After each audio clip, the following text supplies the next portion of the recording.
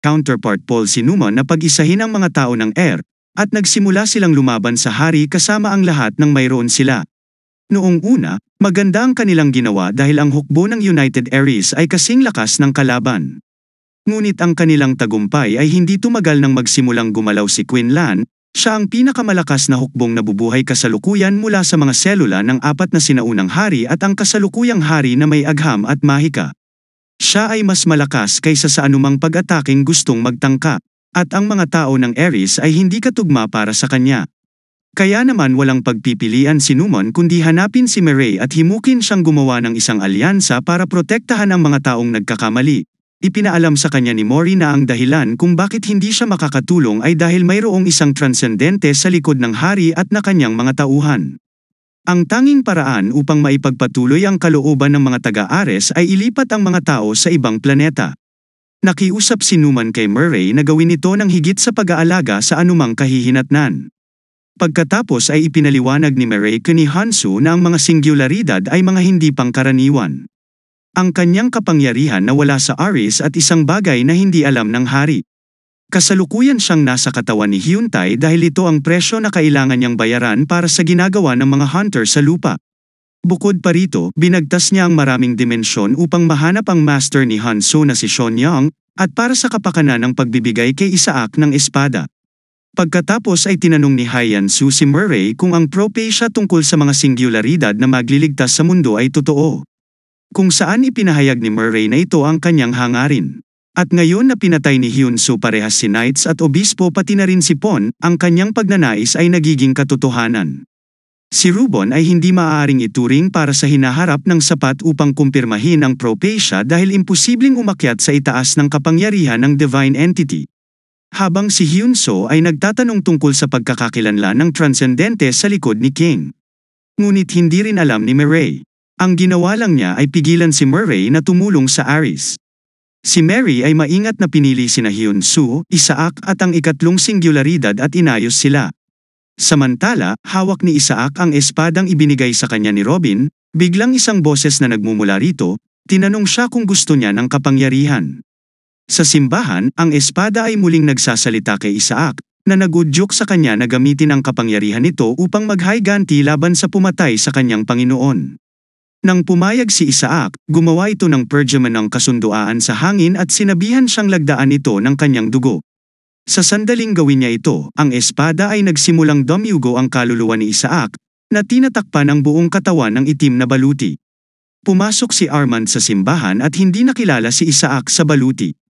Tiniyak ni Isaac sa kanya ang kanyang pagkakakilanlan at nangakong maghihiganti siya bago maglaho sa silid. Umalis si Murray upang makapagpahinga. Ngunit bago umalis, ipinaalam niya kay Hyunsu na ang kanyang kapatid ay ganap ng gumaling at natural na magi gising sa lalong madaling panahon. Isang malakas na selyo ang inilagay sa kanya upang iligtas siya dahil hindi siya maaaring payagang makatanggap ng anumang panlabas na epekto. O may nangyari sa kanya. Ngunit salamat parent kay Hyunsu, sa paggamit ng teknik para lumuwag ang selyo at makagalaw ng maayos si Hyuntai, at madaling nakalabas si Murray. Pagkatapos ay umalis si Hyansu sa ospital upang bisitahin si Hyurak. Naganap na nakabawi ang kulay ng kanyang buhok ay bumalik sa normal at ang kanyang kapangyarihan ay bumalik. Napansin ni Hansu ang isang portal sa kanyang silid, na ipinaalam niya sa kanya na ito ay ginawa ng Portal Strategy Committee at naroroon ang nag-uugnay sa lahat ng mahahalagang lugar. Pagkatapos ay dinala ni Hyurak si Hyunsu sa isang pulong ng mga ranggo ng S, kung saan nakilala niya ang isa pang hunter na nagngangalang Maud Alexander. Ang pulong ay tinawag upang ipaalam sa lahat ang tungkol sa matagumpay na pagtatangka ni Hyunsu na patayin si Bishop at ang kamakailang impormasyon na nalaman niya tungkol sa transcendente sa likod ni Hari. Ipinaliwanag ni Hansu sa iba sa kanila na ang grupo ni King ay makikita lamang bilang Pirates of the Universe. Naglulunsad sila ng mga sorpresang pag-atake sa mga planetang nagustuhan nila at dodembong sa kanila. Ang paraan na pinakamadalas nilang ginamit ay ang lumikha ng mga portal, magpatawag ng mga halimaw, at itaas ang lahat sa lupa. Pagkatapos ay dinadala niya sa kanila ang tungkol kay Murray at ang impormasyong ibinigay niya, ayon kay Hansu ay sumunod. Minsan ay nagkaroon ng digmaan sa pagitan ng mga divine entity na naging isang maalamat na kwento sa lupa. Ito ay isang labanan sa pagitan ng divine at ni Satanas kung saan natalo si Satanas at nabuklod sa kailaliman ng planeta. Gayunpaman, isang paglulunsad na kilala bilang Annihilation Dragon, ang lumitaw sa Earth na may layuning buhayin si Satanas. Plano ng hari na sakupin ang Earth at gamitin ang Annihilation Dragon bilang isang puwersang panlaban, ngunit ang kanilang intensyon para dito ay nanatiling hindi malinaw. Nahinto ang kanilang mga plano nang matuklasan nila ang isang hunter na nagngangalang Choi Sang-ho, na may kapangyarihang palakasin ang mga seal. Nang malaman ni Sang-ho ang tungkol sa Annihilation Dragon, naghanda siya ng isang spell upang palakasin ang selyo nito, na nagudyok sa banta ng hari sa pagkawasak ng lupa. Kapalit ng hindi pagsira sa planeta sa loob ng 5 taon, pumayag si Sang-ho sa kahilingan ng hari na magpakamatay siya pagkatapos ng Hyacinths. Sa panig ni Queen Lan at ang Black Dragon Society ay sumang-ayon na sundan siya. Habang ang iba ay nakipagsanib puwersa na rin sa kanya. Gayunpaman, tumanggi si Hudson na sundin ang isang taong mas mahina kaysa sa kanyang sarili. Upang matugunan ang kahilingan ni Hokson para sa isang mataas na laban at pinangunahan silang lahat ni Hyunso sa portal. Sa loob ng kanyang bahay, isang labanan ang naganap, kung saan naglulunsad si Hyunso ng sunod-sunod na mabilis na pag-atake na hindi kayang ipagtanggol ni Hakson ang kanyang sarili. Sa kalaunan, si Hakson ay naiwang sugatan at pagod. Nagulat na hindi siya ang pinakamalakas na manlalaban. Pinagtibay nila si Hyunso ang kanyang posisyon bilang kanilang pinuno sa pamamagitan ng paggamit ng kanyang sumasabog na Heavenly Divine upang tapusin ang laban. Pagkatapos, tinulungan niya si Hakson na tumayo at inanyayahan siya sa hapunan. Sina Hanso at Hakson ay nagbonding habang naliligo ay tinatalakay ang pagkakaiba sa pagitan ng pagiging malakas at pagiging pinuno. Sumasang-ayon sila na ang lakas ni Hakson ay mahalaga para sa pag-iisa ng mga nagising upang talunin ang hari. Nang magtanong si Hudson tungkol sa portal dito sa bahay ni Sue, inamin niya na hindi lumalabas dito ang mga halimaw. Ngunit tumangging magbigay ng karagdagang detalye. Nang maglaon, binisita ni Hanso ang tahanan ni Robin at nangakong magsasanay hanggat maaari para ipaghiganti siya. Kumakalat ang balita na ang organisasyon sa likod ng mga portal ay pinamumunuan ng isang lalaking nagngangalang King, ay humahantong sa pagsasanib ng lahat ng guild sa New World Association na pinamumunuan ng High Europe. Habang wala si Hyan Su para sa personal na pagsasanay, ipinaalam ni High Urak kay Lee Minor na 80% ng mga portal ay nahawakan na. At si Hudson ay nagboluntaryong harapin ang A-rank portal sa Ethiopia. Gayunpaman, nag-ambala si Armand sa balita na may lumabas na portal ng S-rank sa karagatang Pasipiko. Samantala, sa Kastilyo, pinangangasiwaan ni Rook ang proyekto ng hari, nagbabantay sa isang balot na katawan. Inaakalang siya ang pinakamalakas sa hindi mabilang na dimensyon. Nang maglaon, si Rooker ay nagpupulong kasama ang mga pawn at ipinakilala si Cav. Sa isang sikat na salamangkero, tinalakay nila ang mga hunter na bumuo ng isang pangkat ng 30 A rank at 1 S rank para harapin ang natuklasang portal. Ngunit wala pa ring palatandaan ni Park Hyun-soy. Habang ang 70% ng ugnayan sa pagitan ng 7 portal ay naitatag, itinuturo ng Chevan na silang 4 ay hindi maaaring dumalo sa lahat. 7 portal, ipinaliwanag ni Rook na ang gitnang portal ay kilala bilang ang huling portal at naglilink sa natitirang 6 na portal. Papasok sila sa 4 sa mga portal, hindi kasama ang gitnang portal. Para naman sa 2 natitirang portal, may humaharap na sa ika-5, habang ang pang-6 ay hahawakan at manage mamasid kay Hanso. Habang si Rook ay nagpapayo na lalabanan sila ng buong lakas sa bawat portal na ipinapahintulot sa bawat itatalaga, mula sa original na anyo. Nagtanong ang Pawn tungkol sa mga paghihigpit na dati nang ginawa sa kontrata kay Paul, ipinangako ni Rook na gagawin ang lahat ng mga paghihigpit pagmamasid para sa mga nasawi. Sa Pacific Portal, nag-aalala ang mga hunter na ito, ang pinakamalaking nakita nila na may diameter na humigit kumulang 2 kilometro. Nang dumating si Hansu, napansin ni High Urak na parang ganoon pa rin siya kahit na nagsasanay na siya. Iyon ay dahil naabot na niya ang level of origin reversal kung saan may bumalik sa kanilang orihinal na estado. Nangangahulugan ito na ang kanilang enerhiya ay natukoy na mababa ang antas ng iba dahil ang hadlang sa paligid ng portal ay pumipigil sa sinuman na lumapit dito. Ang mga hunter ay nagdala ng pinakamakapangyarihang sandata na binuo ng sangkatauhan.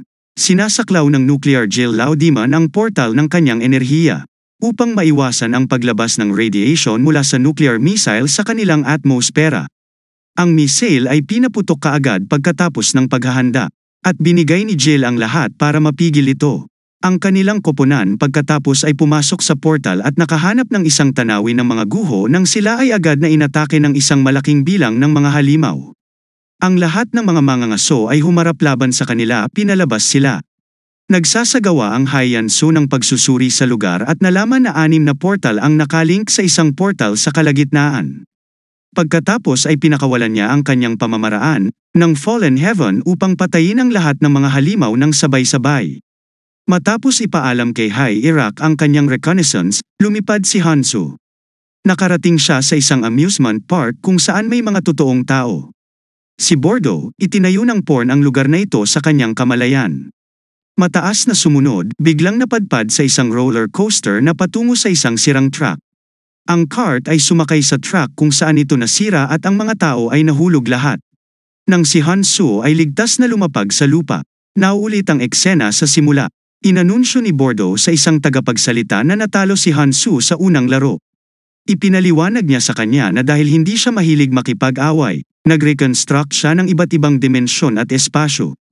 Sa sandaling pumasok si Hyunju dito, tumanggi siyang bumangon sa kanya sa pag-uudyok ni So at iginiit na lumaban mula sa gilid.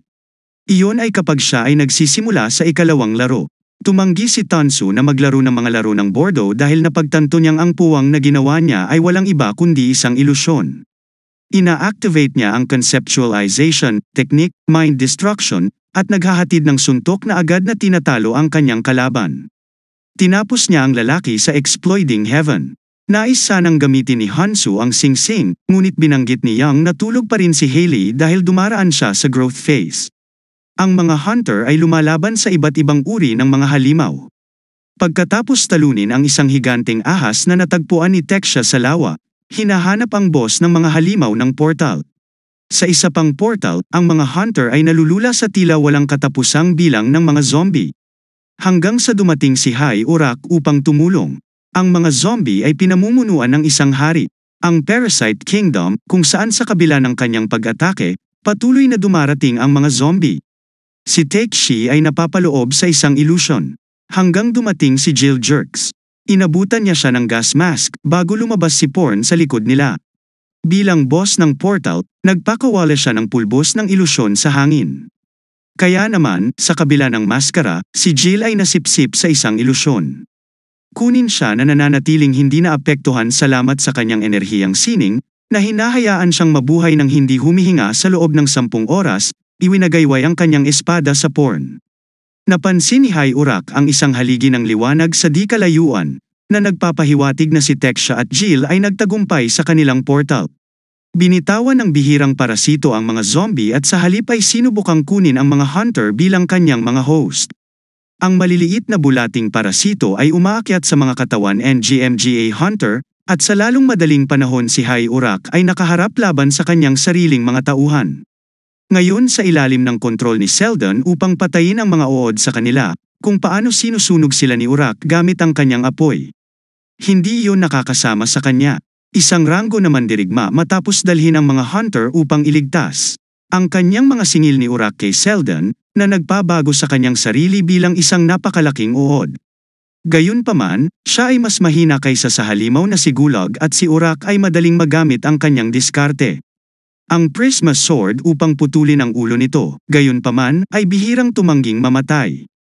Samantala, si Rook ay nakaupo kasama ang isang aliping babae na nakuha niya mula kay Aris, na ang isang kapatid na babae sa parehong rondel at isang knight subordinate, na pinatay ni So ng mali.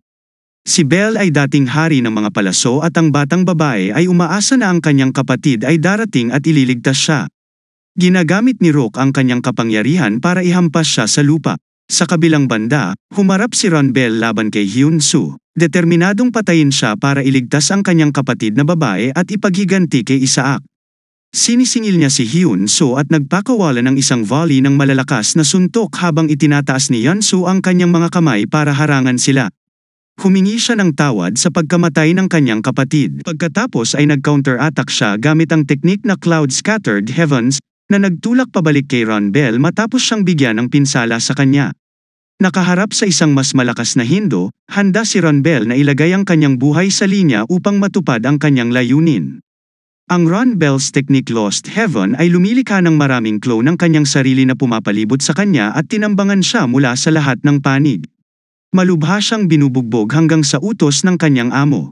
Ginagamit niya ang Heavenly Demon Soul Shed para makawala sa pagkakahawak ni Ron Bell. Pagkatapos ay nagpapatuloy na naging sanhi ng isang pagsabog na nagtutulak kay Ron Bell pabalik. Hindi napigilan, muling lumapit sa kanya si Ron Bell kasama ang lahat ng kanyang mga clone sa isa pang portal. Si Quinlan at ang kanyang mga subordinate ay nakikipaglaban sa isang dambuhalang berdeng halimaw. Nawala siya sa matinik na baging na bumibitag sa kanya at sinisingil ang halimaw para lang maitapon ng suntok nito. Dumating sa eksena ang mga kasambahay mula sa King's Group at pinagaling ang kamay ng halimaw na kanyang hiniwa.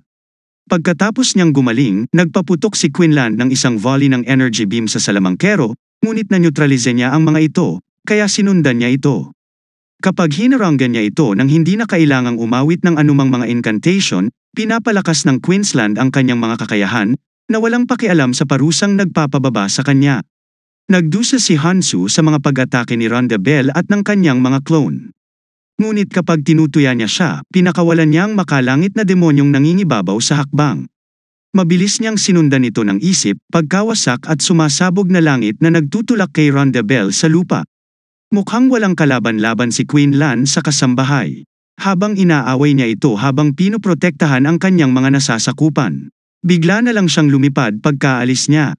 Nalilito si Quinlan nang makita ang isang haligi ng liwanag na lumilitaw, na nagpapahiwatig na ang portal ay nakumpleto na. Nang muntik nang matalo si Ron Bell, ibinunyag niya na ang kanyang huling buhay na kapatid na babae ay patay na rin at ibinaon ang kanyang kamay sa kanyang dibdib, hinayla ang kanyang sisidlan ng buhay. Siya ay orihinal na nagplano na patayin ang hari pagkatapos ng pakikitungo kay Hyun Soo. Ngunit ngayon ay ibinigay niya ang kanyang misyon at buhay na sisidlan sa kanya, sa paniniwalang siya ay sapat na malakas para dito. Nagising si Hailey sa sandaling iyon at kinakain ang sisidlan ng buhay, na agad na nag-level up sa kanyang singsing at nagbibigay sa kanya ng pagtaas sa kanyang lakas. At ang karagdagang kakayahan ng pagkahumaling, isang liwanag na haligi sa kalangitan ay nagpapakita na mayroon na lamang isang portal na natitira. At si Hayusu, na lumipad patungo dito, ay nilagyan ng reinforced armor. Salamat sa singsing ni Hailey, nagpakita ang dalaga sa lugar na kakabakante lang ni Hansu. Dismayado na hindi siya lumapit sa kanya at nagpa siya na maghintay at obserbahan kung gaano kalakas ang sopas na bakal at ilabas sa huling portal. May harang sa labas ng portal, ngunit kaya ni Wonsu para madaling dumaan dito. Ang kagubatan sa loob, tila ay pamilyar kay Giyong, at sa lalong madaling panahon ay napagtanto niya ang kanyang galit na ito ay isang replika ng kanyang bayan. Isang lalaki ang lumabas mula sa lawa sa harap nila. Hawak ang isang sibat na may malaking talem, agad siyang nakilala ni Yang bilang CEO, ang kanyang pinakamamahal na kapitan ng Bad Tiger Squad. Sinabi niya kay Jin Soo na ito ang lugar kung saan isinakripisyo niya ang kanyang sarili para iligtas siya. Galit na galit sa kapangahasan ng kalaban, inutusan siya ng mga kabataan at nagdemanda na protektahan ang napakataas na karangalan ng COS at idmanda ang kanyang nabuhay na bangkay. Iniindayog ni CO ang kanyang madilim na sibat ng ambon, na humahabol sa mga pag-iwas gamit ang bumabagsak na langit. Galit na makitang may gumagaya sa makalangit na mga diskarte ng demons, naniningil si CO kay Hansu. Iniindayog ni CO ang kanyang sibat gamit ang pamamaraan na tinatawag na Crow Surge. Itinuro ni Yao Yong na huwag ding kalimutan ang dulo ng sibat at masunurin itong ipasok. Naglunsad si Hansu ng Seed Impact, ngunit ang sunod na indayog ng sibat ni COS ay tumusok sa kanya at itinulak siya sa lupa. Bumangon muli si Hansu na sinusubukang ipaunawa sa CEO na patay na siya at ginagamit lamang siya ng hari, ngunit nagagalit lamang ito sa kanya. Nang sumunod si CEO, sinisingil siya ni Hansu gamit ang makalangit na espiritual na katawan, nagbanggaan ang kanilang mga pag-atake, na ikinagulat nilang dalawa. Ibinunyag ni Hansu na siya ang disipulo ng Heavenly Demons, na nagudyok sa isang nalilitong CEO na maniningil ng isa pang malakas na strike habang iniisip niya kung paano natutunan ni Cancel ang mga discarding ito. Inutusan si Punctus na gamitin ang kanyang bagong atraksyon ng kakayahan upang kunin ang armas ni COS mula sa kanya. Gayunpaman, hindi siya makahanap ng pambungad habang nakikipaglaban sila sa isa't isa, halos magkapantay na si CO na handang magtapos. Pinalabas nito ang kanyang conceptualization technique, Darkness Sixth Form. Habang si Hyun-soo ay hindi makaalis sa paraan nito dahil si Seo ay panumandaling nag-conceptualization sa kanya paunti-unti. Kaya naman, nataman si Hanso mula sa langit na sugatan ng husto. Nagtataka si Young kung dapat niyang taglayin ang Seo kung ito ang oras na sinabihan siya na huwag mag-alinlangan, ngunit mataas at tumanggi si Seo na payagan siya. Habang papalapit si Seo, sinubukan ni Hanso na gumamit ng atraksyon. Ang sibat ay tumalon mula sa kamay ni Seo at papunta kay Hyun-soo, na naghahanda na ibaba ang kanyang senior rock, umupo sa tabi ng isang malaking hourglass. Ang panunood ng mga nasawi, iniisip kung talagang aabandonahin sila ng hari sa sandaling makumpleto ang relo. Sumabog ito, na nagbigay ng kapangyarihan kay Rooker. Kung paano ka naghahanda si Seo na patayin si Seo, gamit ang kanyang sibat sa isang putok. Ginagamit niya ang makalangit na espiritual na katawan para maningil. Isa pang lalaki na nagtangkang umiwas ngunit sa huli ay nataman siya. Natalo habang nawawala si Seo, hiningi niya siya sa pangalan ni Hyun-soo at sa wakas ay nakita niya ang multo ng kanyang amo na nakatayo sa tabi ni Hyun-soo. Si Young na nagpaalam sa kanyang disipulo at isang pagod na Hanso ang bumagsak sa lupa. Napansin ng High Urak ang light pillar na lumalabas mula sa Hyun-soo's portal na nagpapahiwatig na ito ay nakumpleto na. Si Jang ay nagmamadaling pumunta sa gilid ni Hanso at inilagay ang kanyang kamay sa kanyang dibdib, sinusubukang buhayin siya sa labas ng kagubatan. Ang mga major wonders kung ang laban ay natapos sa isang tie, na mag-iiwan kay Isaac bilang kanilang huling natitirang pag-asa. Matapos makayanan ang kapangyarihan mula sa panunood ng mga nasawi, bumagsak si Rock mula sa langit malapit sa isang portal. Isang lalaki ang lumabas mula rito, na inihayag na ilang taon niyang pinapanood si King at maaaring labis siyang tinantya. Kapag hiniling ni Rock na malaman ang kanyang pagkakakilanlan, ibinalita niya na sa madaling salita, siya ay isang may akda o isang direktor. Sa ilang mga lugar, siya ay tinatawag na isang banal na nilalang, at sa iba naman siya ay kinatatakutan bilang isang demonyo. Sa huli kahit sino ang itapat kay Hanso ay walang sino man ang nakatalo sa taglay niyang lakas, kagalingan at enerhiya. Kinilala siya bilang natatangi. Dito na po nagtatapos ang recap na ito. Maraming salamat po.